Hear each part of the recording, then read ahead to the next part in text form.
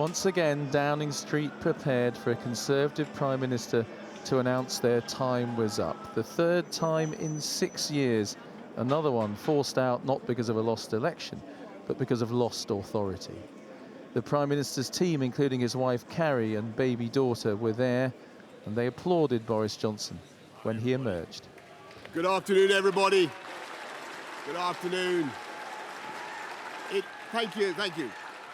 It is clearly now the will of the Parliamentary Conservative Party that there should be a new leader of that party and therefore a new Prime Minister.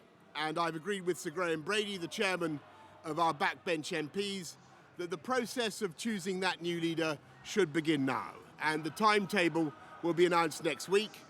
And I've today appointed a cabinet to serve, as I will, until a new leader is in place. He said he was proud of Brexit, of the vaccine rollout, of help for Ukraine. But with some loyal MPs watching, he admitted he'd failed to convince enough of their colleagues.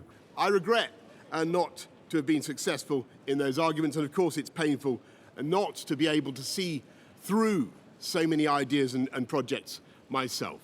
But as we've seen at Westminster, the herd instinct is powerful. When the herd moves, it moves. And my friends, in politics, no one is remotely indispensable.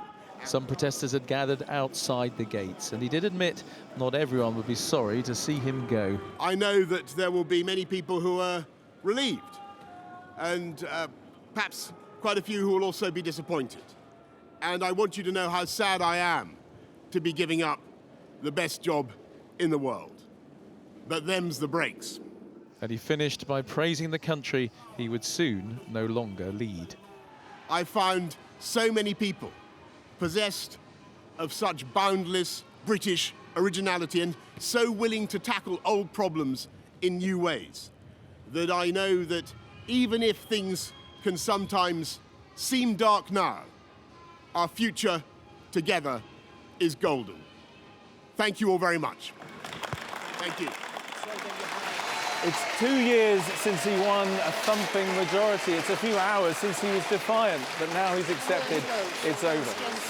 So what changed? Perhaps the devastating criticism from his new Chancellor and Education Secretary in the early hours may have been the last straw. Nadeem Zahawi did not resign, but wrote, "The country deserves a government that is not only stable, but which acts with integrity. Prime Minister, you know in your heart what the right thing to do is, and go now." Michelle Donnellan did resign from the post she'd held for just 2 days, saying, "You have put us in an impossible situation. I am deeply saddened it has come to this, but as someone who values integrity above all else, I have no choice."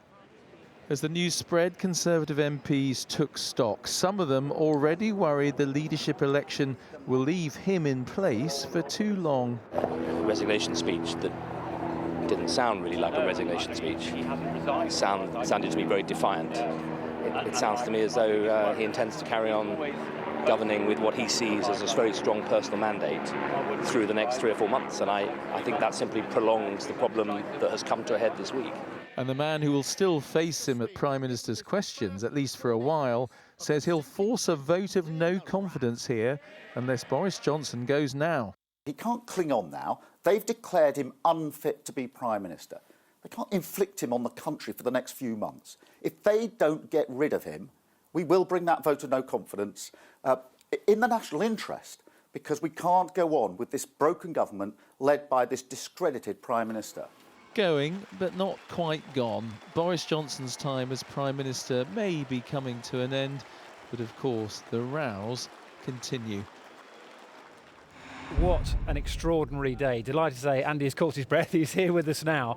It's crazy scenes, isn't it, really, at number 10. And listening to what the Prime Minister said behind us here today, he talked about the Westminster herd. He feels he's been pushed a little bit. He talked about leaks, didn't he, elsewhere in his speech. He mentioned the personal mandate he still feels that he has. What was quite clear, Andy, is he doesn't think he needs to go. I think you're absolutely right. He also, I think the only regret he expressed was the regret that he hadn't been able to convince his colleagues to keep him on. And I just picked out a couple of the other points in his speech that fit in with this, where he said he had tried to convince his colleagues it would be eccentric to remove him at this time, but they hadn't listened. He said also that they had a vast mandate. He obviously feels that a lot of that mandate that the Conservative government has is largely down to him.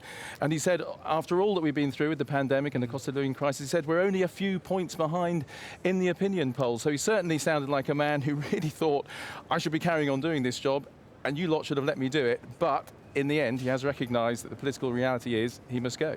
And we all know that 24 hours is a long time in politics. It's easy to forget that at 9 o'clock yesterday, he was sacking Michael Gove. That's right. 9 o'clock last night, he fired Michael Gove, who's been, they've had a rocky relationship along the way, but who's an extremely important member of the cabinet, Michael Gove. But 9 o'clock last night, Boris Johnson fired him. That was not the move of a man who was getting ready to quit, it seems to me. That was the move of a man who was still expecting to be fighting this morning. Something happened overnight. Maybe it was Nadeem Zahawi and Michelle Donnell and people he had appointed to top roles saying, actually, we don't want to work with you either. Perhaps that was the final straw.